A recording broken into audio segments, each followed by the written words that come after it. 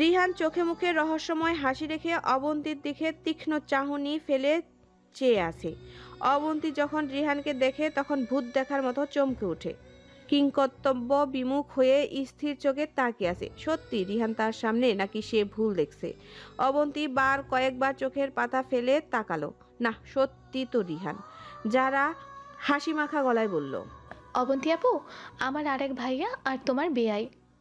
রিহান বাঁকা হেসে বলল, ভালো আছেন বেয়ান সাহেবা? অবন্তী রাও করল না। সে বাক শক্তি হারিয়ে ফেলেছে যেন। এত দিনের সকল মিথ্যাচার তো ধরা পড়ে গেছে রিহানের কাছে নিমিষেই। তার মানে যে পাপড়ি নয় সেটাও জেনে গেছে এতক্ষণে। হয়তো কি হবে এবার? এসব ভেবে অস্বস্তিতে মুখ পাংশুটে হয়ে গেল অবন্তীর। রিহান খচা মেরে বলল, বেয়ান সাহেবা কি বোবা নাকি যে কথা বলছেন না? যারা হেসে উড়িয়ে বলল, কি বলছো ভাইয়া এসব? বোয়া হতে যাবে কেন অবন্তী আপু? রিহান এক ভ্রু উপরে তুলে বলে, তাহলে কথা বলছেন না কেন? যারা অবন্তীকে 2-3 বার ডাকলো কিন্তু কোনো সাড়া আসলো না অবন্তীর তরফ থেকে। যারা তার জন্য অবন্তীর বাহুতে হাত রেখে বলল, অবন্তী আপু, কোথায় হারিয়ে গেলে? অবন্তী নিজ ধ্যানে ফিরে এসে এলোমেলো কণ্ঠে বলল, কিছু বললে? রিহান বিদ্রুপ করে বলল, ইস, আমার বেয়ান সাহেবের মনটা বড্ড আনচান, যেখানে সেখানে চলে যায়। মনটাকে শক্ত করে ধরুন, না হলে সামনে থাকা মানুষগুলো কে কি বলছে সেটাতে মনোনিবেশ করতে পারবেন না তো। অবন্তী গম্ভীর কণ্ঠে বলল। আমাকে নিয়ে এতটা কষ্ট করে ভাবার জন্য ধন্যবাদ। রিহান দাঁত কামড়ে হাসলো, বলল, ওমা, এ কি বললেন এসব? আপনি আমার একমাত্র বেআইন সাহেবা, আর আপনাকে নিয়ে ভাববো না তা কি করে হয় বলুন? আমার তো একটাই দায়িত্ব আছে, বলুন। আপনার দায়িত্ব আপনার কাছে সসম্মানে পকেটে ভরে রাখুন, বের করার প্রয়োজন নেই। সেটা আমি বুঝবো। সকলে হতভম্ব হয়ে চেয়ে দেখছে তাদের কথোপকথন। কেমন জানি দুজনের মাঝে পরোক্ষভাবে খোঁচাখুচি চলছে। মনে হচ্ছে দুজনের পূর্ব পরিচিত, কিন্তু তাদের জানা মতে আজকেই দেখা হলো দুজনের। তাহলে এমন সাপে নেউলের সম্পর্ক হলো কখন? জহুরা বেগম সন্দিহান হয়ে বলেন, রিহান, এমন খুঁচিয়ে খুঁচিয়ে কথা বলছিস কেন? রিহান জ্বলে উঠল যেন। কোথায় খুঁচিয়ে খুঁচিয়ে কথা বলছি? বুঝলাম না, তুই রেগে গেলি কেন? রিহান ঢোক গিলে তপ্ত নিঃশ্বাস ছেড়ে বলল, কোথায় রেগে গেলাম আমি? জহুরা বেগম ছেলেকে কিছু না বলে অবন্তীকে বলল, অবন্তী, তুমি যাও, ফ্রেশ হও গিয়ে। ওর সাথে কথা বলে সময় নষ্ট না করে যারা তোমার রুমটা দেখিয়ে দাও। যারা বলল, হ্যাঁ অবন্তী আপু, চলো। অবন্তী রিহানের দিকে তাকালো। রিহান চল শক্ত করে রেখেছে। বোঝাই যাচ্ছে লোকটা আগুন হয়ে আছে রেগে। তাকে এই বাড়িতে থাকতে হলে সাবধানে থাকতে হবে, না হলে বাঘের খাবার হতে বেশি সময় লাগবে না। রিহান দাঁতে দাঁত চেপে মনে মনে আওড়ালো, আমাকে মিথ্যে বলার শাস্তি তোমাকে পেতে হবে মিস অবন্তী। অবন্তী ফ্রেশ হয় ওয়াশরুম থেকে বের হতেই চমকে ওঠে। চোখ বড় বড় করে সামনের দিকে তাকিয়ে আছে। রিহান পায়ের উপরে পা তুলে বিছানায় হেলান দিয়ে মনের আনন্দে ফোনে গেম খেলছে। অবন্তী অবিশ্বাস্য গলায় বলল, আপনি আপনি এখানে কি করছেন? রিহান গেম বন্ধ করে অবন্তীর দিকে এক পলক তাকিয়ে বলল। দেখতে আসলাম। অবাক হলো অবন্তী। দেখতে আসলেন মানে কি দেখতে এসেছেন? রিহান ঘাড় বাঁকিয়ে অবন্তীর দিকে এক নজর তাকিয়ে রইল। অবন্তী অস্থির বোধ করলো। নিজের দিকে তাকাতেই আঁতকে উঠল। গায়ে ওড়না নেই তার। এর জন্য লোকটা এমন বেহার মতো তাকিয়ে আছে। অসভ্য কোথাকার। অবন্তী তাড়াতাড়ি ওড়না নিয়ে গায়ে মাথায় দিয়ে তেজি গলায় বলল, এই, আপনি এই ঘর থেকে বের হন, অসভ্য লোক। রিহান বেড থেকে নেমে এগিয়ে এলো অবন্তীর দিকে। চোখে মুখে কেমন অদ্ভুত হাসি। অবন্তী 2 কদম পিছিয়ে বলল, এই, আপনার সমস্যা কি? এগিয়ে আসছেন কেন? রিহান অত্যন্ত গভীর গলায় বলল, অসভ্য, কোনো কাজ না করাতেই তুমি অসভ্যের ট্যাগ দিলে। তো এই ট্যাগের তো সার্থকতা আনা দরকার। অবন্তী কম্পনন্ত কণ্ঠে বলল। আপনি কিন্তু এবার বেশি বাড়াবাড়ি করছেন রিহান, আমি কিন্তু চিৎকার করব। Okay do it. অবন্তী পেঁচাতে পেঁচাতে ধপাস করে সোফায় বসে পড়ল। এ কোন যন্ত্রণায় পড়ল! যদি জানতো রিহান এই বাড়ির ছেলে তাহলে জীবনে এখানে আসতো না। আর মোট কথা, এই রিহানের সাথে তার আপুর বিয়ে হওয়ার কথা, কিন্তু পালিয়ে যাওয়ার জন্য জাহিনের সাথে বিয়ে হলো। আর সেই ছেলে পালিয়ে গিয়ে কিনা তার প্রেমে পড়ল। কি অদ্ভুত ব্যাপার! অবন্তীর ঢোক গিল। সে উঠতে নিলে রিহান তৎক্ষণাৎ সোফার হাতলে হাত রেখে অবন্তীকে বন্দি করে নেয়। অবন্তী ভয়ে চোখ বন্ধ করে সোফার সাথে একেবারে মিশে গেছে। দূর দূর করে কেঁপে উঠছে বুকের বাঁ পাশের হৃদযন্ত্রটা। রিহান ভয়রত অয়ন্তীর দিকে মুগ্ধ নয়নে তাকিয়ে আছে। সে অয়ন্তীকে ভয় দেখাতে চাইছিল, সেটাতে সফলও হয়েছে। রিহান নাক টেনে নিজেকে সামলিয়ে ভরাট গলায় বলল। মিথ্যা কথা বললে কেন? তুমি আমার সাথে না অবন্তী। অবন্তী চোখ মেলে রিহানের দিকে তাকায়। রিহান বলল। নিজের পরিচয় লুকানোর কারণটা কি জানতে পারি? অবন্তী রিহানকে ধাক্কা দিয়ে দূরে সরিয়ে নিজেও সোফা থেকে দূরে সরে দাঁড়িয়ে বলল। দূরে থাকবেন আপনি আমার থেকে, বুঝলেন? রিহান নৈশব্দে হেসে বলল। সেটা তো সম্ভব নয় বেআইন সাহেবা। নিজ থেকে আপনি পুনরায় এসেছেন আমার কাছে। সেটা তো সম্ভব নয় বেআইন সাহেবা। নিজ থেকে আপনি পুনরায় এসেছেন আমার কাছে, ধরা দিয়েছেন। এবার তো আপনাকে এত সহজে হাতছাড়া করব না। অবন্তী চেঁচিয়ে বলল। আপনি কে? হাত ছাড়া রিহান তৎক্ষণাৎ অবন্তীর মুখ চেপে ধরে চাপা গলায় বলল। চুপ, একদম চুপ। কেউ আসছে এদিকটায়। অবন্তী চোখ বড় বড় করে রিহানের দিকে তাকায়। মানুষটা তার অতি নিকটে। তার উষ্ণ নিঃশ্বাস মুখে আছড়ে পড়ছে। রিহানের ডান হাতটা অবন্তীর মুখের উপরে, তো বা হাতটা কোমরে। অবন্তী শুকনো ঢোক দিল। এমন সময় বাহির থেকে অয়ন্তীর স্বর ভেসে আসলো। অবন্তী ফ্রেশ হয়ে এসেছিস? ফ্রেশ হয়ে থাকলে নিচে আয়। রিহান চাপা গলায় বলল। হাত সরিয়ে নিচ্ছে। সুন্দর করে ভাবির প্রশ্নের উত্তর দিবে। অবন্তী মাথা নাড়িয়ে সায় দিল। রিহান দূরে সরে যায়। অবন্তী গলা খাকারি দিয়ে চেঁচিয়ে বলল। আসছি, তুমি যাও। অয়ন্তী ঠিক আছে বলে প্রস্থান করলো। অবন্তী আর চোখে রিহানের দিকে তাকালো। রিহান হেসে হেসে বলল। ভাবিকে বলে দেই গিয়ে সবটা। অবন্তী ভ্রু কুঁচকে বলল। মানে কি বলবেন আপনি আপুকে? এই যে তুমি কি কি মিথ্যাচার করেছো আমার সাথে। বলে দেন গিয়ে, যান, তাতে আমার কিছু যায় আসে না। রিহান দু কাত নাচিয়ে বলল। ঠিক আছে। রিহান পকেটে দু হাত গুজে দরজার দিকে এগিয়ে যায়। অবন্তী পেছন থেকে বলে ওঠে। আপনি এমন করছেন কেন? কেমন করছি? প্লিজ আপুকে কিছু বলবেন না। রিহান কুটুলি হেসে অবন্তীর দিকে ফিরে বলল। বলবো না, কিন্তু তার পরিবর্তে কি পাবো আমি? কি চান আপনি? রিহান আকাশ কুসুম ভেবে বলল। বিয়েটা করতে চাই। বউ ছাড়া আর কতদিন একা থাকবো বলো? অবন্তী হকচকিয়ে উঠে বলল। তো করুন, বিয়ে না করেছে কে আপনাকে? পাত্রী তো রাজি হচ্ছে না। তো রাজি করান। খুব তাড়াতাড়ি রাজি করাবো। আর যদি নিজ থেকে রাজি না হয় তো জোর কাটিয়ে রাজি করাবো। বলেই দরজা খুলে বাহিরটা ভালো করে দেখে চলে যায়। অবন্তী ঢের বুঝতে পারছে এই পাত্রীটা যে সে, কিন্তু সে চায় না তার জীবনে কেউ আসুক। সে পুরো জীবনটা একা কাটিয়ে দিতে চায়। তার জীবনে ফেলে আসা এক কালো অতীত রয়েছে।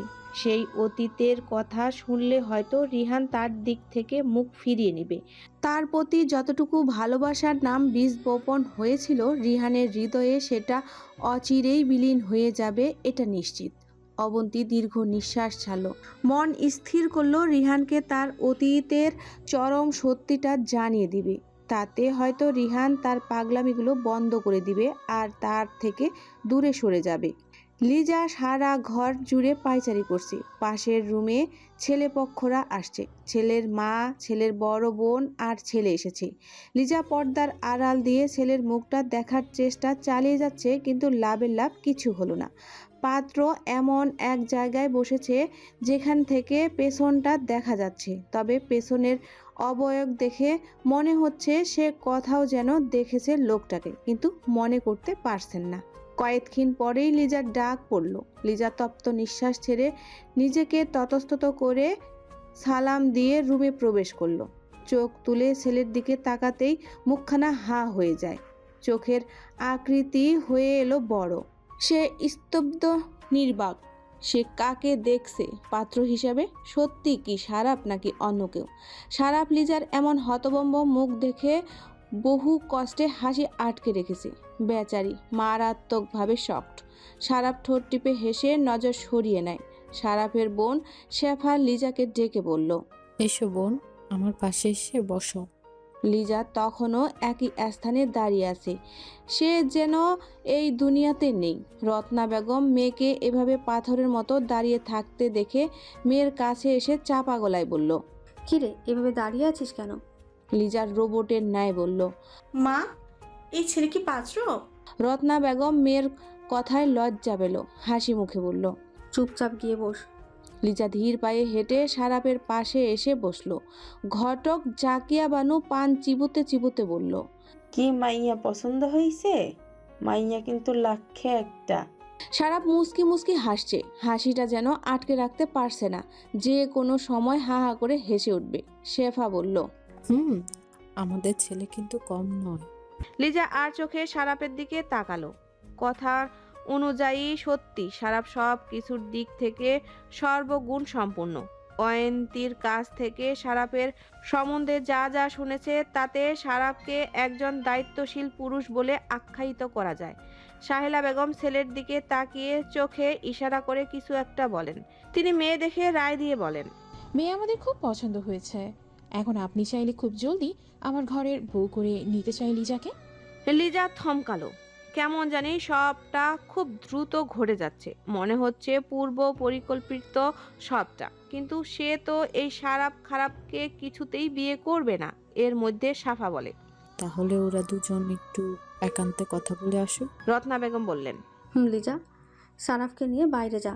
সারাপ শটান দাঁড়িয়ে পড়ে বাইরে যাওয়ার পথে হাঁটা ধরল। লিজা অবাক হলো, মনে হচ্ছে সারাপ এটার অপেক্ষায় ছিল। লিজা অনিচ্ছা থাকা সত্ত্বেও বের হলো। সারাপ বাড়ির পেছনের পুকুরের সামনে দাঁড়িয়ে আছে। লিজা পেছন থেকে রাগী কণ্ঠে বলল, আপনার সাহস তো কম নয়। আপনি আমার জন্য বিয়ের প্রস্তাব নিয়ে এসেছেন? সারাপ এক পলক লিজাকে দেখে পকেটে 2 হাত গুজে বলল, সাহসের কি দেখলে এখানে? শুনুন, আমি আপনাকে বিয়ে করতে পারবো না। কেন? কোনো প্রেম টেম আছে নাকি? একদম বাজে কথা বলবেন না। তাহলে আমাকে বিয়ে করতে সমস্যা কোথায়? সেটা আপনার না জানলেও চলবে। আপনি যেভাবে প্রস্তাবটা নিয়ে এসেছেন ঠিক সেভাবে চুপচাপ প্রস্তাবটা ফিরিয়ে নিয়ে চলে যাবেন। তুমি খুব অবাক হয়েছিলে না আমাকে পাত্র হিসাবে দেখে? সেটাই স্বাভাবিক নয় কি? আকস্মিক সারাপ অট্টহাসিতে ফেটে পড়ল। লিজার শরীর জ্বলে উঠল, রেগে মেগে বলল, এই, আপনি এমন বোকার মতো হাসছেন কেন? সারাপ হাসি থামিয়ে বলল, আসলে তোমার তখনকার চেহারাটা ভাসছে চোখের সামনে। লিজা বিরস গলায় বলল, আপনার এই বিচ্ছিরি 32 পার্টি দাঁতগুলো ভেতরে ঢোকান, না হলে শীতের মাঝে এই পুকুরের শ্যাওলাযুক্ত পানিতে আপনাকেই চোপাবো। ট্রাই করে দেখতে পারো, পারো কিনা চুবাতে। লিজা তপ্ত নিঃশ্বাস ছেড়ে বলল, আচ্ছা, আপনি হঠাৎ বিয়ের প্রস্তাব নিয়ে আসলেন কেন? সারাপ আবেগী গলায় বলল, ভালোবাসি, তাই বিয়ে করে তোমায় আপন করে নিতে চাইছি। লিজা থমকালো। কি বলছে মানুষটা? তাকে ভালোবাসে? কিন্তু কবে, কখন তার প্রেমে পড়ল? শুধু একবার তাদের কথা হয়েছিল, তাতেই সারাপ তাকে ভালোবেসে ফেলল? ভালোবাসা কি এতই সহজ? লিজাকে নীরব দেখে সারাপ নরম স্বরে বলল, কিছু বলবে না? লিজা ঢোক গিলে বলল, আমি এই বিয়ে করব না, সে যাই হোক। বলে প্রস্থান করলো। সারাপ লিজার যাওয়ার পানে চেয়ে রইল। ভেবেছিল লিজার মনেও হয়তো তার জন্য একটু হলেও স্থান আছে, কিন্তু তার ভাবনা ভুল। সারাপ দীর্ঘ নিঃশ্বাস ফেলে পুকুরের পানির দিকে চেয়ে রইল। লিজা ঘরে প্রবেশ করতে নিলে মায়ের কথা শুনে থেমে যায়। বলছিলাম আপা, আপনারা তো জানেন বাপ মরা মেয়ে আমার। অনেক কষ্টে ওকে বড় করেছি আমি। এই নিষ্ঠুর সমাজ জগতে একজন বিধবা মহিলাকে কতটুকু সম্মান দেওয়া হয় তা তো আপনি জানেন। পথে পথে মানুষরূপী জানোয়ারদের হাত থেকে নিজেকে রক্ষা করে যেতে হয়। কিন্তু আমি এই সমাজে বাস করা সকলের অযাচিত কথা অগ্রাহ্য করে আমার মেয়েটাকে বড় করেছি। এবার শুধু মেয়েটাকে একটা ভালো ছেলের হাতে তুলে দিলেই আমার শান্তি। সারাপ বাবার সম্বন্ধে আমি খোঁজ খবর নিয়েছি। অয়ন্তীর কাছ থেকে। লিজা যখন অয়ন্তীর বউ ভাতে গিয়েছিল তখন নাকি সারাফ লিজাকে দেখে পছন্দ করে। আর আমি এখন মেয়েটাকে সারাফের হাতে তুলে নিশ্চিন্তেই পৃথিবীর মায়া ত্যাগ করতে চাই। লিজার চোখ ভরে উঠেছে নোনা জলে, ভেসে উঠেছে অতীতের কালো কিছু ঘটনা। বাবা মারা যাওয়ার পর তার মা হাড় ভাঙ্গা পরিশ্রম করে তাকে মানুষের মতো মানুষ করেছে। কত মানুষ কত কথা বলেছে তাদের দু মা ঝিকে, কিন্তু তারপরও মা দমে যায়নি। কিন্তু এই জীবনে সব সময় ছায়ার মতো ঢাল হয়ে দাঁড়িয়েছে অয়ন্তীর পরিবার। লিজার গাল বেয়ে গড়িয়ে পড়ল নোনা জল। সে এই বিয়েটা করবে মায়ের খুশির জন্য এই বিয়েটা করবে। লিজা পুকুর পাড়ে আসে, ভাঙা গলায় বলল, শুনছেন? সারা পিছনে ফিরে লিজাকে দেখে হকচকিয়ে উঠল। চোখ দুটো লাল হয়ে আসে। মেয়েটি কি কান্না করেছে নাকি? কিন্তু সে তো এমন কিছু বলেনি যে যার জন্য আড়ালে গিয়ে কান্না করতে হবে। সারা উদ্বিগ্ন গলায় বলল, মেয়ে, তুমি কি কোনোভাবে কান্না করছো নাকি? আচ্ছা সরি বলছি, আমি যদি কোনোভাবে তোমায় কষ্ট দিয়ে থাকি। লিজা ডুকরে উঠল। সারাপ নির্বাক হয়ে তাকিয়ে রইল। হঠাৎ হলো কি মেয়েটার? লিজা কেঁদে কেঁদে বলল, আমি আপনাকে বিয়ে করতে রাজি আছি সারাফ। সারাপ কি প্রতিক্রিয়া দিবে বুঝতে পারছে না। একটু আগে তো কঠোর কণ্ঠে না বলে গেল, আর এখন কেঁদে কেটে বলছে বিয়েতে রাজি। এই মেয়ের মন বোঝা বড় ভারী মুশকিল। লিজার কান্নার গতি বাড়ছে। সারাপ বোঝানো স্বরে বলল, ঠিক আছে, তোমাকে আমায় বিয়ে করতে হবে না, তাও প্লিজ কান্নাটা থামাও। না, আমি আপনাকে বিয়ে করতে রাজি আছি। সারাপ বোকার মতো বলল। ও আচ্ছা, বিয়েতে রাজি আছো, কিন্তু কান্না করছো কেন তাহলে? লিজা উত্তর দিল না, সে কেঁদে যাচ্ছে। সারাপ নির্বাক ভঙ্গিতে তাকিয়ে রইল। এ কোন সিসকাদুনি মেয়ের পাল্লায় পড়ল রে বাবা? রাত 9টা বাজে। দু বন্ধু ক্লাবে বসে আছে। সারাপের কল পেয়ে নুহাস যত দ্রুত সম্ভব ক্লাবে এসে পৌঁছায়। এসেই বন্ধুকে কয়েক ঘা দিয়েছে এই দুদিন ফোন বন্ধ থাকার কারণে। সারাপ শরীর মুচড়িয়ে মুচড়িয়ে বলল, শালা এভাবে কেউ মারে? নুহাস তেতে উঠে বলল, তো তোমায় আদর করব নাকি? তুই তোর বউকে গিয়ে আদর কর শালা। বউকে আদর করে এসেছি। সারাপ বিস্ময় হয়ে বলল, মানে? নুহাস ভাব নিয়ে বলল, বিয়ে করছি আমি। সারাপ চেঁচিয়ে বলল, কাকে বিয়ে করেছিস তুই? আর এই 2 দিনের মাঝে কোন মাইয়ারে বিয়ে করলি তুই? যারা সাথে এভাবে বেইমানি করতে পারলি তুই নুহাস পড়লি? নুহাস সারাপের চেয়ারে লাথি মেরে বলল, এত চেঁচাস কেন তুই? শুনবি তো কাকে বিয়ে করেছি? নুহাস সারাপকে আদি অন্ত সবটা বলল। সারাপ হাত তালি দিতে দিতে বলল, ব্রবো, এই না হলে তুই আমার বন্ধু? কথাটা বলে সারাপ একটু এগিয়ে এসে ধীরে বলল, তা মামা, কিছু মিছু কি হয়েছে তোদের মাঝে? মিছে মানে? সারাপ নুহাসের থুতনিতে হাত রেখে ভেঙ্গিয়ে বলল, ওরে আমার কচি খোকারে, কিচ্ছু বোঝে না যেন। নুহাস সারাপের হাত সরিয়ে বলল, হলো তোকে বলবো কেন? ঠিক আছে বলিস না, আমি তোকে কিছু বলবো না। নুহাস ভ্রু কুঁচকে বলল, কিছু বলবি না মানে? কি করেছিস তুই? বলছি তো বলবো না। আরো মার না খেতে চালে চুপচাপ বল কি করেছিস। সারাপও আজকের ঘটনা খুলে বলল। নুহাস হতভম্ব হয়ে বলল, তুই তো শালা অনেক চালাক, সোজা মায়ার বাড়িতে বিয়ের প্রস্তাব নিয়ে চলে গেছিস।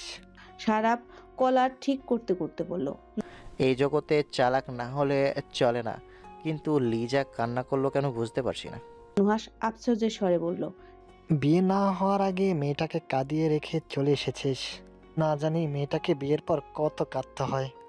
কি বললি? আমাকে বিয়ে করলে ও কাঁদবে? এক কলম লিখে দিতে পারে। সারাপ রেগে মেগে নুহাসের ঘাড় চেপে ধরল। দুই বন্ধু পুনরায় মারামারিতে মেতে উঠল। জাহিন ল্যাপটপে কাজ করছে আর গুনগুন করে গান গাইছে। হৃদয়ে লিখেছি তোমার নাম, হাওয়ায় হাওয়ায় ছেড়িয়ে দিলাম। এতটুকু গান গেয়ে জাহিন থেমে যায় কারো পায়ের শব্দ শুনে। অয়ন্তী রুমে এসে ঢুকে। জাহিন আর চোখে অয়ন্তীকে দেখে, কিন্তু এমন একটা ভাব নেয় যে সে অয়ন্তীকে দেখেনি। জাহিন পুনরায় সুরে সুরে গেয়ে ওঠে, হৃদয়ে লিখেছি অয়ন্তীর নাম, হাওয়ায় হাওয়ায় ছড়িয়ে দিলাম। অয়ন্তী এহেন গান শুনে জাহিনের দিকে ফিরে অবাক গলায় বলল, এবার কেমন গান? জাহিন শার্টের কলার নাচাতে নাচাতে বলল, এটা শেখ আবরার জাহিনের স্পেশাল গান। গানটা সুন্দর হয়নি? গানটা সুন্দর, কিন্তু আপনার গলাটা জঘন্য। জাহিন স্মিত গলায় বলল, কি আমার গলা জঘন্য? বিশ্বাস না হলে ফোনে রেকর্ড করে শুনতে পারেন। জাহিন মনে মনে হাসলো। খুব কথা ফুটেছে তার বউয়ের মুখে ইদানিং। আগে তো একেবারে শান্ত শিষ্ট হয়ে থাকতো, আর এখন সত্যি ভালোবাসা মানুষকে বদলে দেয়। জাহিন বেড থেকে নেমে অয়ন্তীর দিকে এগিয়ে আসতে আসতে দুষ্টুমি স্বরে বলল, এত যখন জঘন্য, তাহলে একটু মধু ঢেলে দাও, তাহলে মধু হয়ে যাবে গলা। আমি কি মধু নিয়ে বসে আছি নাকি যে আপনার গলায় মধু ঢেলে দিব আমি? জাহিন বড় বড় কদম ফেলে অয়ন্তীর কাছে এসে তার কোমর জড়িয়ে ধরে বৃদ্ধা আঙ্গুল দ্বারা ঠোঁট স্পর্শ করলো। ফিসেল গলায় বলল, এই তো মধু। জাহিন চোখ আবেশে বন্ধ করে অয়ন্তীর ওষ্ঠদ্বয়ের কাছে মুখ এগিয়ে নিতে যাবে, তখনই অয়ন্তী জাহিনকে ধাক্কা মেরে দূরে সরিয়ে নাক মুখ কুঁচকে বিরক্ত গলায় বলল, দূরে সরুন তো, আপনার গা থেকে কেমন বাজে গন্ধ আসছে। বলি হনহনিয়ে ওয়াশরুমে চলে যায়। জাহিন বিস্মিত চোখে অয়ন্তীর যাওয়ার পানে চেয়ে রইল। সে নির্বাক হতাশ। কি বলল তার গা থেকে বাজে গন্ধ আসছে মানে? জাহিন নিজের গায়ের ঘ্রাণ নিল। কই, যথেষ্ট সুন্দর গায়ের গন্ধ। তাহলে অয়ন্তী বাজে বলল কেন? জাহিনের মাথায় কিছু ঢুকলো না। এখন তো মনে হচ্ছে এই মেয়ের কাছে পিঠে সে যেতেই পারবে না। দুজন মানবী খোলা ছাদে দাঁড়িয়ে আছে মুখোমুখি। সূর্যের মিষ্টি রোদ চতুর্দিকে ছড়িয়ে আছে, ফুরফুরে বাতাস বইছে, গাছের পাতাগুলো ক্রমাগত ফরফর শব্দ করছে। মানবটি অপেক্ষায় আছে মানবীর কথা শোনার জন্য, কিন্তু মানবী যেন কথা বলতে ভারী দ্বিধাবোধ করছে। মানবটি তপ্ত নিঃশ্বাস ছেড়ে বলল, অবন্তী, কি বলবে বলো, আর কতক্ষণ দাঁড়িয়ে থাকবো? অবন্তী ফোঁস করে নিঃশ্বাস ছাড়ল, বলল, আপনি আমার সম্পর্কে কতটুকু জানেন? রিহান ভ্রু কুঁচকে বলল, হঠাৎ এই প্রশ্ন? আমার প্রশ্নের উত্তর এটা নয়। রিহান ঘাড় ঘুরিয়ে শ্বাস ফেলে অবন্তীর দিকে ফিরে বলল, আমি তোমার সম্পর্কে সত্যি এত কিছু জানি? যদি তোমার সম্পর্কে আমাকে কিছু বলার থাকে তাহলে বলো। আমার অতীত সম্পর্কে জানলে আপনি আপনার হৃদয় থেকে আমার নামটা মুছে দিতে বাধ্য হবেন রিহান। রিহান ধীর গলায় বলল, কি এমন অতীত আছে তোমার জীবনে যে অতীত শুনলে আমার হৃদয় থেকে আবার ভালোবাসার মানুষটিকে মুছে ফেলবো? অবন্তী তাচ্ছিল্যময় হেসে বলল, ভালোবাসা। তুমি আমার ভালোবাসাকে অপমান করছো অবন্তী। একটু পর আমার অতীতের কথা জেনে আপনি নিজের ভালোবাসাকে নিজে অপমান করবেন এটা বলে যে আমি এমন একটা মেয়েকে ভালোবাসলাম? ছি। রিহানের মেজাজ চাউরা হলো অবন্তীর এসব অবান্তর কথাবার্তা শুনে। রেগে মেগে নিজের হিতাহিত জ্ঞান হারিয়ে অবন্তীর দিউ বাহু শক্ত করে চেপে ধরে দাঁত কিরমির করে বলল, যা বলতে চাও সবটা খোলসা করে বলো, এত ভনিতা আমার সহ্য হচ্ছে না অবন্তী। অবন্তীর চোখ ভরে উঠল জলে। রিহান এতটা শক্ত করে বাহু ধরেছে যে ব্যথায় কুকড়ে উঠে। রিহান অবন্তীর আর্তনাদ শুনে তৎক্ষণাৎ ছেড়ে দিয়ে আহত কণ্ঠে বলল, sorry, I am really sorry Abanti. Abanti দাঁত কামড়ে ব্যথা সহ্য করে নিল। এই ব্যথা কিছুই না তার জন্য, এর থেকে 1000 গুণ ব্যথা সহ্য করেছে সেই 8 বছর আগে। অবন্তী চোখ মুখ শক্ত কণ্ঠে বলল, শুনতে চান তো? তাহলে শুনুন। যখন আমার 10 বছর বয়স তখন থেকে আমাকে মলেস্ট করা হয়। রিহান নিস্তেজ হয়ে যাওয়া কণ্ঠে বলল, কি? হ্যাঁ, এতটা বাজে আমাকে স্পর্শ করা হয় যে স্পর্শগুলো এখনো আমার গায়ে কাটার মতো বিঁধে। ইচ্ছে করে শরীরের প্রত্যেকটা অঙ্গের চামড়া ছিঁড়ে ফেলতে। জানেন, যখনই আপনি আমার কাছে এসে এই ভালোবাসার কথা বলেন তখনই মস্তিষ্কের নিউরনগুলো আমার স্মরণ করিয়ে দেয় আমার কালো ভয়ঙ্কর অতীতের কথা। রিহান স্থির কণ্ঠে বলল, কে করেছে এই জঘন্য কাজটা? কি করবেন? মারবেন তাকে? কি করব সেটা তোমার না জানলেও চলবে। মরে গেছে সে, তাকে উপরওয়ালা নিয়ে গেছে, তাকে ভয়ঙ্কর মরণ দিয়েছে আল্লাহ। রিহান মৌন থাকলো। অবন্তী জোরে জোরে নিঃশ্বাস নিতে নিতে ধরা গলায় বলল, শুনেছেন তো আমার অতীত সম্পর্কের কথা? এবার নিশ্চয়ই আপনি আর ভালোবাসবেন না, তাই না? জানি আমি একটা মলেস্ট হওয়া মেয়েকে কোনো সুপুরুষ মেনেনি। অবন্তীর কথার মাঝে রিহান তাকে সন্তর্পণে 2 হাত দিয়ে আঁকড়ে ধরে বুকের সাথে।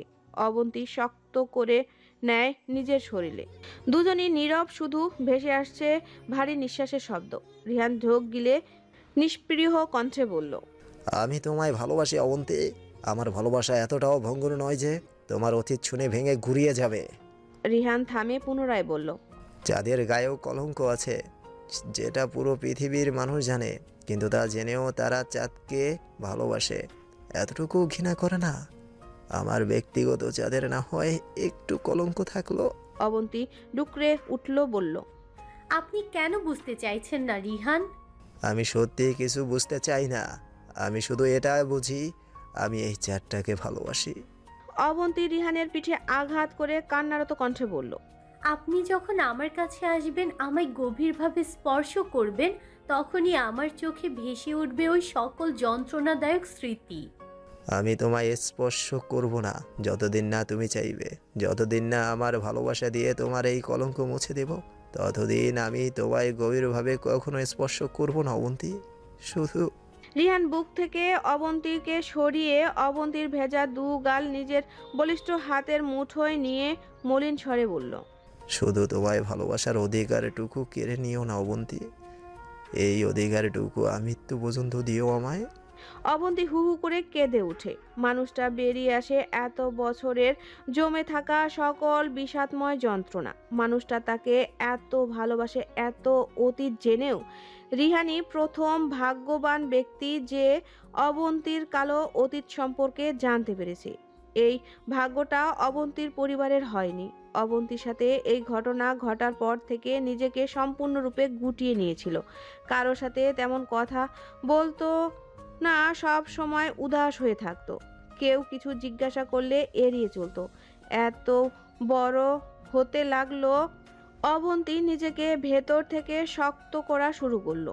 কিন্তু রিহান যখনই তার জীবনে আসলো, তার ভালোবাসার কথা বলতো, তখনই অবন্তী ভেতর থেকে ভেঙে পড়তো। রিহান অবন্তীর চোখের জল মুছে বলল, একদম কান্না করবে না, তোমার চোখে আমি পানি দেখতে চাই না অবন্তী, তোমার এই সুন্দর চোখে আমার জন্য অবিরাম ভালোবাসা দেখতে চাই।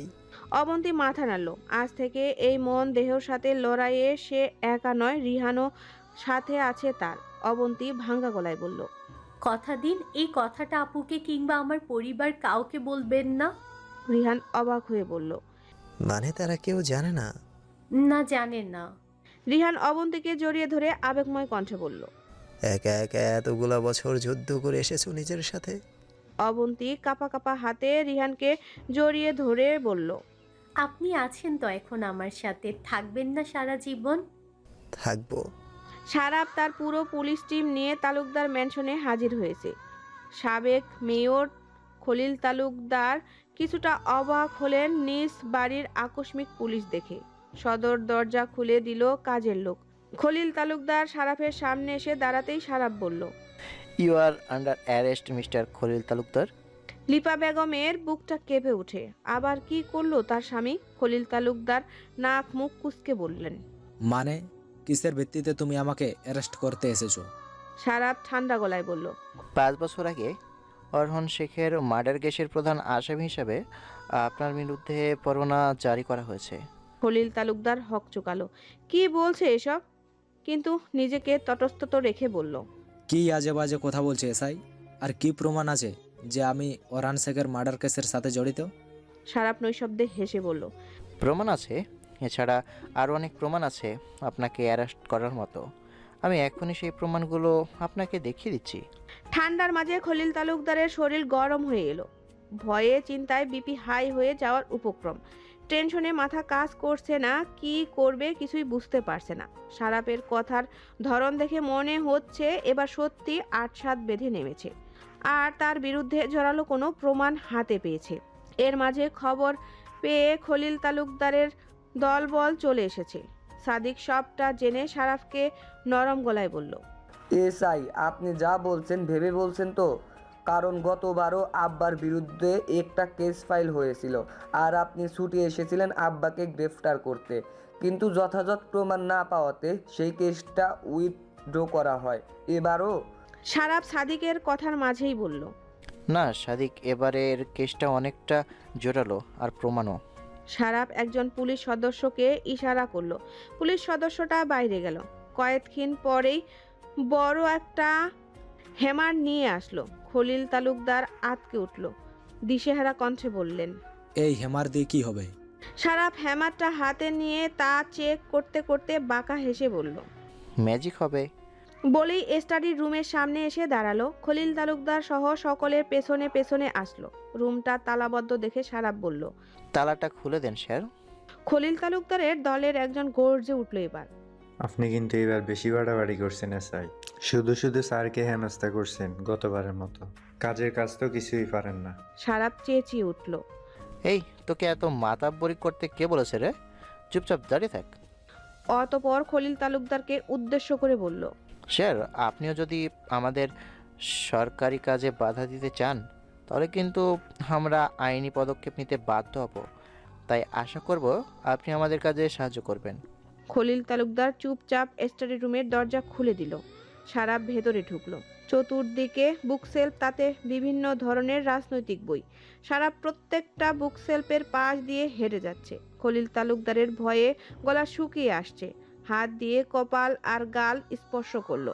সারাপ সেই বুকশেলফের সামনে এসে দাঁড়িয়ে পড়ল, যেই বুকশেলফের আড়ালে আছে খলিল তালুকদারের দুর্নীতির কারবার। দম বন্ধ হয়ে এলো খলিল তালুকদারের, কিন্তু পরক্ষণে সারাপ সরে যেতেই দম ফিরে আসলো যেন দেখে। কিন্তু খলিল তালুকদারের দম পুনরায় বন্ধ করে দেওয়ার জন্য সারাপ বুকশেলফের থাকা বইগুলো ছুঁড়ে ফেলে মুহূর্তের মাঝে হ্যামার দিয়ে সর্বশক্তি দিয়ে আঘাত করে বুকশেলফে। সকলেই সারাপের কাজে চমকে ওঠে। খলিল তালুকদার চোখ বড় বড় করে তাকায়। সে তার 10 বছরের সকল অবৈধ মালামাল আজ সকলের সামনে উন্মোচন হয়ে পড়ল। কিন্তু এত সতর্কতা থাকার পরও কি করে পুলিশ জানলো এই গোপন কক্ষের কথা? এই কক্ষের কথা তো সে ছাড়া কেউ জানে না। তাহলে না, ভুল, সে ছাড়া আরও একজন জানে, সে হলো কাইফ। কিন্তু কাইফের তো কোনো হদিস নেই। তাহলে কোনোভাবে কি কাইফ তার সাথে প্রতারণা করলো? খলিল তালুকদার আর ভাবতে পারছে না। মাথায় চাপ প্রয়োগ হচ্ছে। তার শেষ বয়সটা কি তাহলে জেলে কাটবে? এসব ভেবেই হাঁটু ভেঙে চেয়ারে বসে পড়ে। সাদিক দৌড়ে এসে বাবাকে ধরে বলে। আব্বা ঠিক আছেন আপনি? খলিল তালুকদার কিছু বলল না, শুধু জোরে জোরে নিঃশ্বাস নিচ্ছে। সাদিক জানতো তার আব্বার অবৈধ একটা ব্যবসা আছে, কিন্তু সেই অবৈধ ব্যবসার শিকদার যে এই বাড়িতেই ছিল এটা জানা ছিল না তার। সারাপ কাঠের তৈরি বুকশেলফটা ভেঙে কক্ষে প্রবেশ করলো নিজ টিম নিয়ে। পুরো ঘর জুড়ে বড় বড় কার্টুন বক্স, তার ভেতরেই ইয়াবা, বিভিন্ন ধরনের ড্রাগস, আরও আছে অগণিত অবৈধ অস্ত্র, বৈদেশিক ডলার। পুরো পুলিশ ফোর্স তালুকদার ম্যানশনকে ঘেরাও করেছে। একাধিক সাংবাদিকরা এসেছে। তারা তাদের চ্যানেলে নিউজ করা শুরু করে দিয়েছে এই বিষয় নিয়ে। পুরো দেশের মানুষ খলিল তালুকদারের এই জঘন্য রূপটা দেখছে। শেখ বাড়ির টিভির পর্দায় অরহানের মৃত্যুর পেছনে কার হাত রয়েছে তার কথা সংবাদ পাঠিকা অনর্গল বলে যাচ্ছে। রুনা আক্তারের চোখ ভরে উঠেছে নোনা জলে। প্রথম সন্তানের হাস্য উজ্জ্বল চেহারাটা টিভির পর্দায়, কিন্তু পরক্ষণে ভেসে উঠে 5 বছর আগে সন্তানের নাকের মুখে রক্তে ভরা নির্জীব মুখখানা। রুনা আক্তার হু হু করে কেঁদে ওঠে। জহুরা বেগম যাকে ধরে ভাঙ্গা গলায় বলেন, শান্ত হও রুনা। ভাবি, আমার ছেলেটাকে তাহলে ওই জানোয়ারটাই মেরেছে? ওর কি একবারও বুক কাঁপলো না এই কাজটা করার আগে? ওরও তো সন্তান আছে। শান্ত হও রুনা, শান্ত হও। নুহাস হাঁপাতে হাঁপাতে জাহিনের কেবিনে প্রবেশ করলো। বাইক খলিল তালুকদার অ্যারেস্ট হয়েছে। জাহিন ফাইল চেক করতে করতে ভাবশীলীন গলায় বলল, জানি। কি কারণে হয়েছে এটা জানো? জানি। মানে তুমি সবটা জানো? জাহিন চোখ তুলে নুহাসের দিকে তাকালো। পুরো নেট দুনিয়াতে এখন এই সম্পদ নিয়ে চর্চা হচ্ছে। কিন্তু যেটা 5 বছরও সম্ভব হয়নি, কিন্তু এটা হঠাৎ করে কি করে? তুমি কি কোনোভাবে? তোর মন কি বলে নুহাস? আমি কথা দিয়েছিলাম চাচুকে, ভাইয়ের মৃত্যুর প্রতিশোধ নেব, আর সেটা নিয়েছে। তবে ভ্রু কুচকালো নুহাস। তবে এখন একজন বাকি রয়েছে। কে সে? সময় হলে দেখতে পাবি। এখন বাড়ি চল, পরিবারের সকলের সাথে থাকা দরকার আমাদের। আবারও বিষাদ নেমে এসেছে শেখ পরিবারে। 2 দিন পর ওরহানের মৃত্যুবার্ষিকী, তারই আয়োজন চলছিল। এর মাঝেই ছেলের খুনি শনাক্ত হওয়াতে ছেলের মৃত্যুর শোক আবারও জেঁকে বসে ওরহানের বাবা মায়ের মনে। শুকনো ঘা আবার তাজা হয়ে উঠল। জাহিনকে আসতে দেখে আজাহার শেখ ভাতিজার কাছে এসে ধরা গলায় বলল, এটা কি করে হলো জাহিন? তুমি খুশি হওয়ারই চাচ্ছ ভাইয়ের খুনিকে ধরিয়ে দেওয়াতে? আজাহার শেখ ভঙ্গ হৃদয় নিয়ে বলল, খুশি? এই খুশির অর্থ কি? যে চলে গেছে সে তো আর আসবে না? জাহিন পরিবারের সকলের মুখের দিকে তাকালো। সবার মুখ কেমন ফ্যাকাশে হয়ে আছে। বুঝলো সবাই পুনরায় ভেঙে পড়েছে। জাহিন সবাইকে স্বাভাবিক করার জন্য বলল, তোমরা যদি সকলে এভাবে ভেঙে পড়ো তাহলে কিভাবে হবে বলো? ভাইয়া তো চাইতো আমরা যেন সবাই সর্বদা হাসি খুশি থাকি। এখন ভাইয়া যদি আমাদের দেখে তাহলে ভাইয়ের কত কষ্ট হবে, বুঝতে পারছো? শেখ রেজাউল সাহেব নাতির কথা শুনে গা ঝাড়া দিয়ে বললেন, রিপিট। না না, আমরা কেউ ভেঙে পড়িনি, আমাদের মন আজ শান্ত হয়েছে। এতদিন যেটা চেয়েছিলাম আজ সেটাই হলো, ওই খুনির যেন সর্বস্ব শাস্তি হয়। জাহিন গম্ভীর গলায় বলল, হবে দাদা ভাই, যারা যারা আমার আপনজনদের ক্ষতি করতে চেয়েছিল সবার শাস্তি হবে। এমন সময় জাহিনের ফোন বেজে ওঠে। সারাপ কল করেছে। জাহিন কল ধরলো। বল শারফ। ভাই এসে গেছে ও। জাহিন কল কাটতেই কাইফ হন্তদন্ত হয়ে ভেতরে ঢুকে। বাড়ির সকলে হতভম্ব হয়ে কাইফকে দেখছে। গায়ের কাপড় চোপড় নোংরা হয়ে আছে, চোখ মুখ ডেবে গেছে, চুল উস্কো শুষ্কো হয়ে আছে।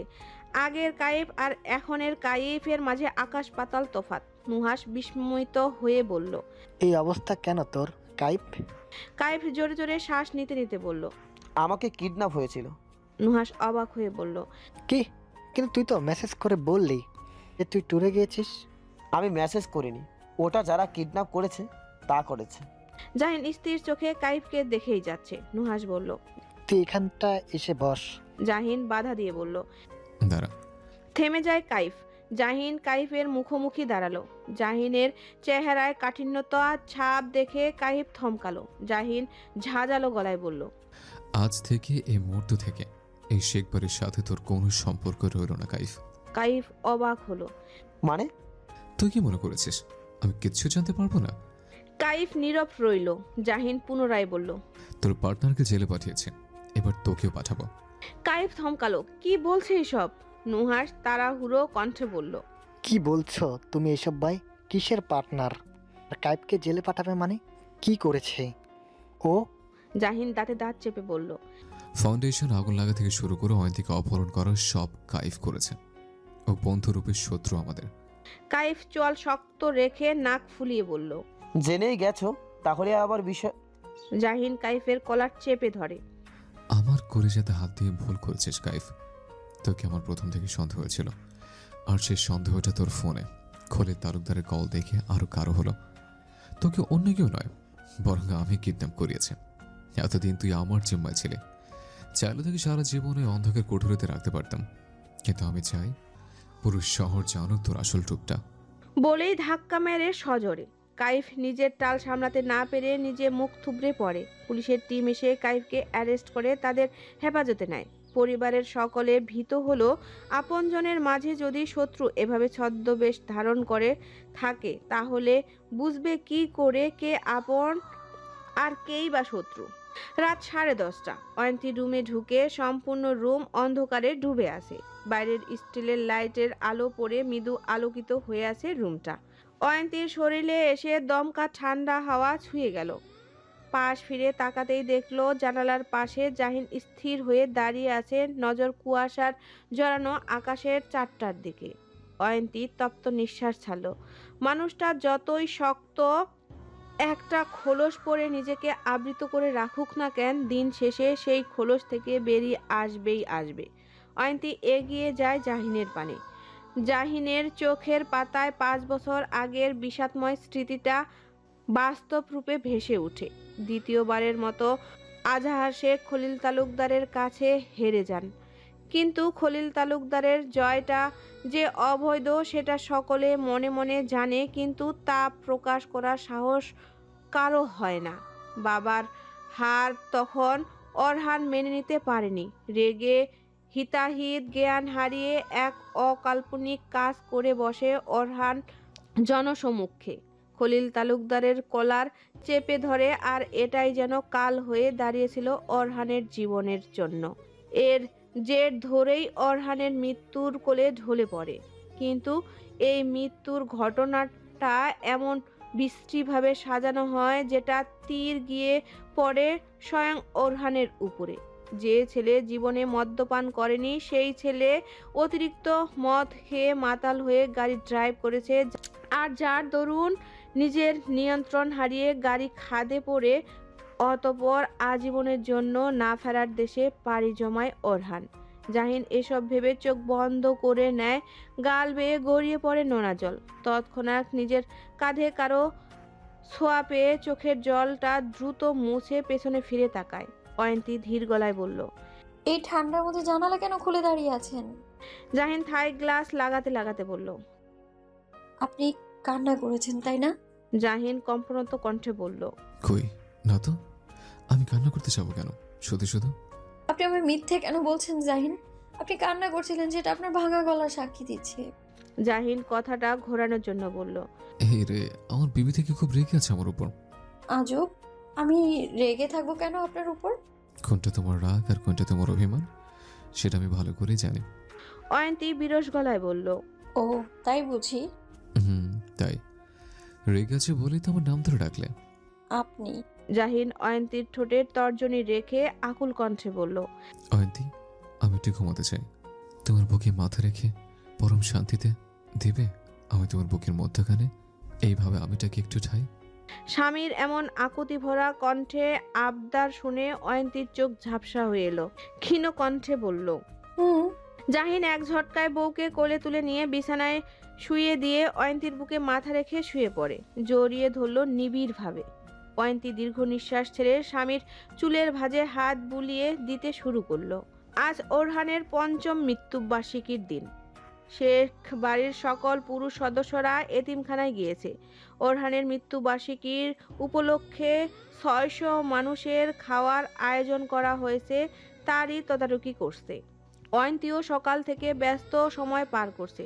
সকাল থেকে তার শরীর ক্লান্তিতে ঘিরে রেখেছে, কিন্তু বাড়ির বউয়ের প্রত্যেকটা কাজে দায়িত্ব সহিত পালন করছে। শরীর খারাপের কথাটা বলতেও পারছে না। এমনিতেই পরিবারের প্রত্যেকটা মানুষ চাপা এক যন্ত্রণায় আছে। এখন যদি তার শরীর খারাপের কথা জানে তাহলে সকলে আরো অস্থির হয়ে উঠবে। অয়ন্তী শাশুড়ি মায়ের আদেশ অনুযায়ী চা বানাতে এসেছে কিচেনে। কয়েকজন প্রতিবেশী এসেছে।